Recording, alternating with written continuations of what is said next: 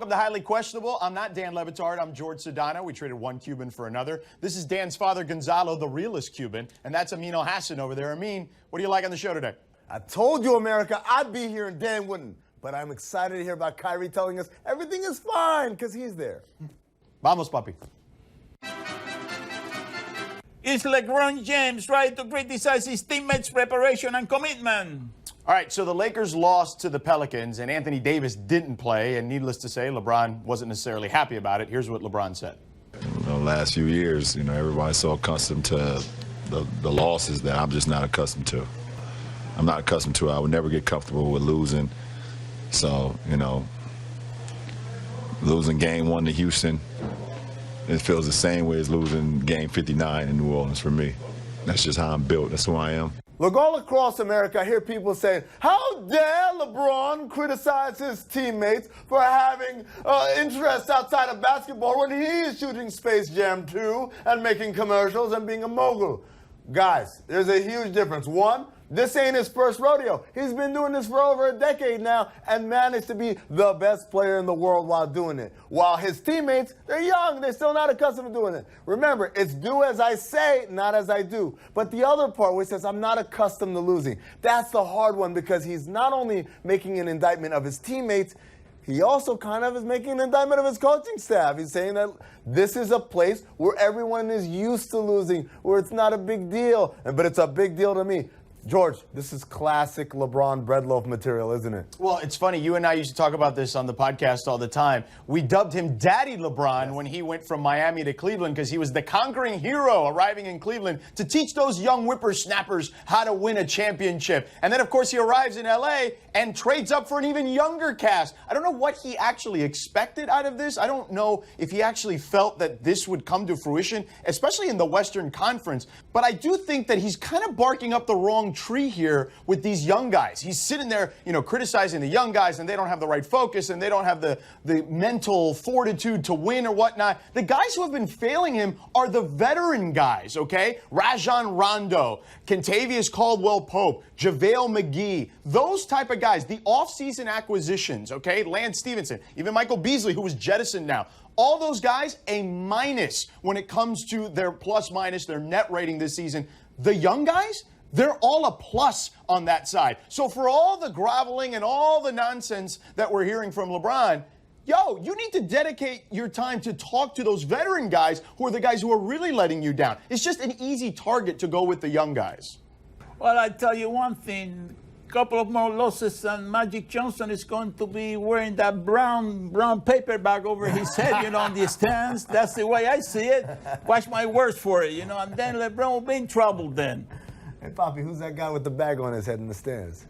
Magic Johnson.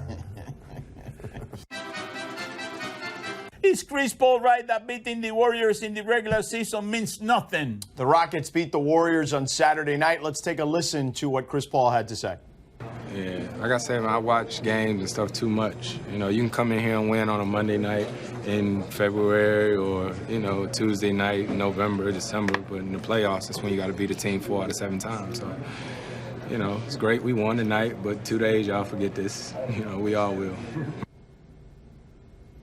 Yeah, listen, at the end of the day, we were just talking about LeBron James a little while ago. We've seen over LeBron James's career, right? I remember when he was in Miami, it was like, Derrick Rose and the Bulls, they beat him 3 times in the regular season. And it was the year after that, it was, the Nets, Paul Pierce, Kevin Garnett, they're coming for him. And then it was Indiana. Every year was somebody, and then he knocked them off in the playoffs in, usually 5, 6, occasionally 7 games. But it doesn't translate. What happens in the regular season doesn't translate to the playoffs. Chris Paul is absolutely 100% right. Well, see, look, it doesn't mean anything to the Warriors because all of this is just wasting time until we get to April, May, and June for them. But it does mean something for the Rockets because they went out there without their MVP, without the guy who 99.99999% of their offense flows through. With him not on the floor, they managed to score against what is still a very good Warriors team and score easily and get offense from a lot of unlikely places like P.J. Tucker and Kenneth Reed. And so while beating the Warriors specifically isn't a big deal, beating a good team without their best player is. My favorite part of what happened after the game was they asked Klay Thompson whether the Warriors have a problem beating the Rockets, given that they've lost to them 3 times already this season. And Klay's response is something along the lines of, hey, we don't seem to have a problem in the playoffs. Ooh, burn. Yeah, you said that. How should the Celtics feel about KYRIE saying that the team will be fine in the playoff because they have KYRIE? All right, so the Celtics lost to the Bulls recently, and yeah, this is where KYRIE showed ultimate confidence. It's starting to get to a point where you're concerned that the struggle you guys had over the weekend in the playoffs. No, I'll be fine. Why do you think that? Because I'm here. I love it. I love it. I love it. But look, first of all, struggles making the playoffs. Buddy, whoever asked that question, trust me, the Celtics are going to be in the playoffs. But the idea that KYRIE sees himself as this LeBron James tier person, where it doesn't matter what struggles we have, get on my shoulders, guys. I can do it. And at some point, he does have a point because he is one of the clutch closers in the NBA right now. But the part that I can't help but think of, what do you think Jaylen Brown and Jason Tatum and all the other young guys think when they hear that? Yeah, listen, I had Jackie McMullen on my radio show recently, longtime Hall of Famer, right, who covers the Boston Celtics and the NBA in general. And she told me when KYRIE apologized to LeBron that the guys in the locker room basically rolled their eyes because they realized, oh, he's kind of throwing shade at us too. Like, what is happening here? KYRIE has wanted to be this leader, but you can't just claim, hey, I'm the leader, and all of a sudden everyone's going to follow you, especially when you're on a team that was in Game 7 of the Eastern Conference Finals last year. So this is just another instance of KYRIE showing this irrational ultimate confidence. Now, he deserves to have that because, let's face it, he's one of the best finishers we have, one of the best closers we have in the NBA, hit the biggest shot in Cleveland history. But what the Boston players are looking at it is like, yo, that wasn't your team, man. That was LeBron James's championship. It wasn't as much yours. You weren't that guy. We're good even without you. Well, I tell you one thing. I know one team that KYRIE doesn't want to face in the playoff. Who's that? That's the Miami Heat. Oh, because yeah. if he faces the Miami Heat, boy, they got his number. Yes, He's going sir. to be You? eliminated in the first round. Huh? Okay. That's right. You heard it here Say first. so hungry. That's right. Not happening. Should the NFL ask Bob Kraft to turn over control of the Patriots to his son? This seems like a slippery slope here, and I don't know if the NFL wants to dive into this necessarily. We don't know all the facts as to what's happened. Bob Kraft has denied these allegations. So, look, we've had instances in the NFL where owners have done some stuff that hasn't always been on the up and up, right? Jim Irsay is one of those guys. Jerry Jones notoriously had a party bus where Dean Blandino was coming on and off of it. We don't know what was happening in said party bus. So I just think that there's a lot of gray area here. And if I'm the NFL, again, you got 32 owners. Those guys probably don't want people diving into their stuff. Yeah, George, it would set a weird precedent when you look at the other instances of owners violating the personal conduct policy. We haven't seen a judgment as harsh as that. And if you look across all sports at other owners who have lost control of their teams, again, it's different circumstances. I don't know. By the way, if you make him give it to his son, is that even a punishment?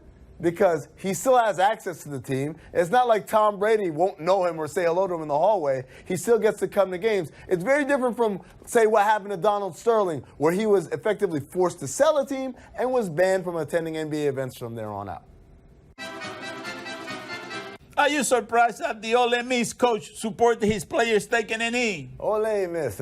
Ole Miss down in Oxford, Mississippi. George, this story fascinates me because the head coach of Ole Miss, when he first got the job on the first day in the press conference, made a big deal about this ain't going to be one of those places where we protest the anthem and we're not going to have guys kneeling. But then fast forward to this week and having his players kneel during the anthem to protest something that I don't think he thought was going to come down the pike, namely people doing a pro-Confederacy rally in Mississippi where the rally would end at Ole Miss. And for one thing, I think, yes, he probably did the right thing, but taking moral judgment aside, George, if your whole job is to convince people to send their children to go to school with you, not just any people, but let's be honest, mostly black people to send their kids to go to school with you, to trust them for 4 years. It's really hard to be able to recruit talent when you're the guy who said, wait a second, why are we kneeling in protest against these Confederates who want to rally at the school? Yeah, I agree. He had to do that. I mean, it was actually an easy stance for him. But I want to give him some credit because, as you pointed out, he was very much against the Colin Kaepernick situation. just, whatever it was, a few months, years ago at this point now. So I want to give him the benefit of the doubt and say, you know what, he's around these players, he understands their cause because he has a personal relationship with them, and he just felt like this is the right thing to do, and I'm going to allow these young men to kind of have their voice. Coming up next on Highly Questionable. I'm glad it's the man who's throwing it. Yeah, me too. Yes. Let's see.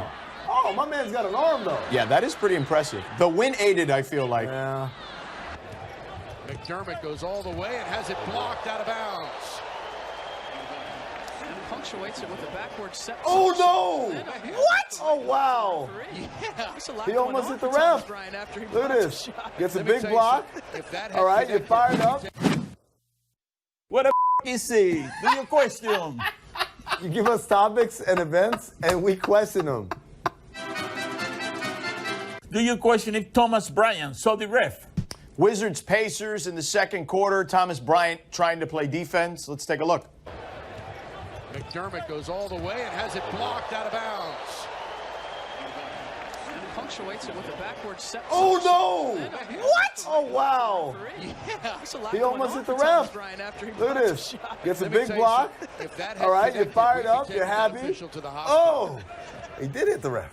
I'm going to say just emotion, somewhat rage-filled in like a good way, and he didn't see him because you don't make enough money to be fined for hitting a ref. Oh, George, you're missing the beauty, the brilliance of this. You pretend like you're emotional and celebrating, and then you just take a while to go, oh, I didn't see you there. Perfectly played, Thomas Bryant. Yeah, no, then if that's the case, he should have won an Oscar last night because I don't buy that for 1 second. I know someone who definitely didn't see the ref. A pass. Boozer, strong move in the lane and had enough to get it. Oh! Right. Oh, wow. Oh, boom. Oh, Danny Crawford. Oh. Why did he pump his fist so low? Now you know why Danny retired. Do you question who deserves more credit for this record? All right, so we go to the AAF, the American Alliance of Football, and during one of the timeouts, they had a dog and a man trying to break a record for the longest frisbee throw and catch for a dog. I'm glad it's the man who's throwing it. Yeah, me too. Yes. Oh, Let's wow. see. Oh, my man's got an arm, though. Yeah, that is pretty impressive. The win aided, I feel like. Yeah. 83 yards. Nice. And he runs it back. That's pretty good. Look at that, slow motion. I mean, now you also hate dogs, so how do you feel about I don't hate this? dogs. I'm just not overly impressed by things that dogs do like other people are. See, right here, the star of this clip is clearly the man throwing a frisbee 80 yards, not a dog that just ran in a straight line and then caught something that fell out of the air. The dog had to stop and wait for the thing to come down. Oh, my gosh, had to stop and wait. Not hand, but eye coordination. He has no hands. Paw, eye coordination. Be still my heart. So you're not impressed by dogs, huh? Not really. How about this?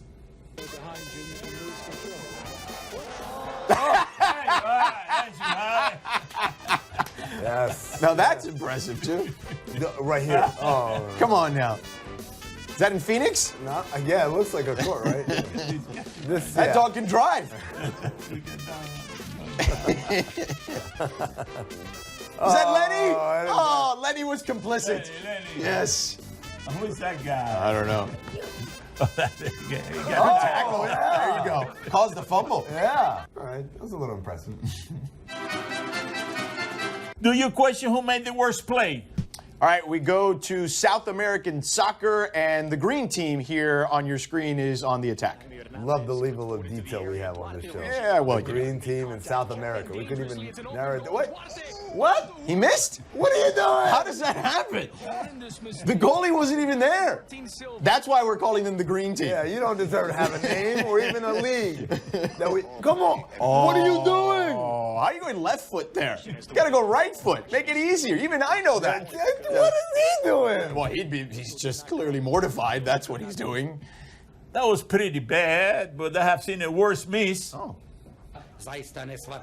Yes, this one was definitely 100 times worse. I'll never forget this one as long. Oh my God! I'll never forget this one as long as I live. Oh no! He was on literally the 1-inch line and still managed to shoot it directly up in the sky and over the goal. Do you question if security should have taken this more seriously? More soccer for you now. English soccer. We're clearly the home of soccer here on ESPN. And this is a fan incident. We'll have an arrow pointing at the fan. I'm just glad we identified the country this time as opposed to just a continent. Oh! That was your one chance. Now everyone's going to remember you. As the right, you can't. He's not getting arrested. Like you're in the U.S. No. There's no shame bigger than this. Oh. The cop knew right there. The cop got up and said, "You know what, buddy? Just walk your way back." The shame is actually having to stay in the stands. I guess that's a great point. Don't save him by sending him in the clink. Let him wallow in his filth. That was pretty bad, but I've seen a worse whiff. Was actually yes! There we go. Yes! Promise! Go for the rope. No. You didn't even try for the rope there. Hold What on. happened? You gotta reach out for the rope. America? Go right there. You Reach keep out on for the going. rope. Come on, I mean. They edit this show, America, and right before they showed the clip, they said it's not going to be that clip. Coming up next on my son's TV show. I'm doing it! Time to play the game that has so much room for activities. See or no? I went the wrong way.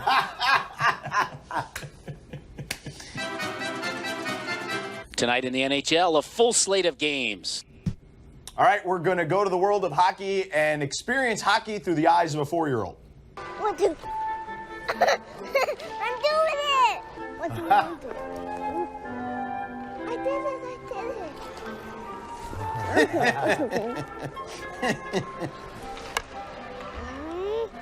Let me go, you old fat can. Ow! My friend! My legs are tired. 15 more minutes and we gotta then get a baby Happy Meal. I mean, are you intrigued? I'm not. Even though last week I was all in on hockey, now I'm all out. That's a huge upset. Yeah. All right, I'm intrigued. CC, I'm going to go see. I have a 4-year-old Aria, and there's nothing funnier than 4-year-old anything with sports. 4-year-old soccer, 4-year-old t-ball. It is absolute comedy, so I'm in on this. Poppy, are you intrigued? Oh, see, I'm very intrigued. But listen, that would have never worked with Dan. Offer him one Happy Meal to go to a sport like that. you had to go 3, 4, 5, 6, 7, 8, 9, sometimes 10, 12, you know, and then I'll get his I'll get his attention. On ABC, The Bachelor. Oh, Dan's favorite show. I guess we have a clip. Season of The Bachelor has been explosive. And Monday, it's time for Colton to face the fathers. I would like to marry your daughter. All leading to the most intense, unprecedented ending. I don't deserve to be anybody's backup plan. In Bachelor history. I don't know what the future holds for me. Colton! Oh my God! Colton! He is gone. I mean, are you intrigued? Hell no. Even though it's on the ABC Family Network, so you should definitely watch it. In honor of Dan, who's not here, no, I'm not intrigued. Old man, what do you want? Poppy, are you intrigued? Oh, see, I'm very intrigued. Are you kidding me? The old man is going to get even now. You want to have some hanky-panky with my daughter, you got to go through me first. You know, my dogs and everything that comes with the house, you know. It's going to be a hell of a challenge, you know what I mean? That's all the time we have for today. Thank you for watching. Gracias. Subscribe to my podcast, The Sedano Show podcast. Sometimes the meme's on. Sometimes. You know, sometimes jumping over a fence doesn't go that well. Why doesn't he have his clothes on? No!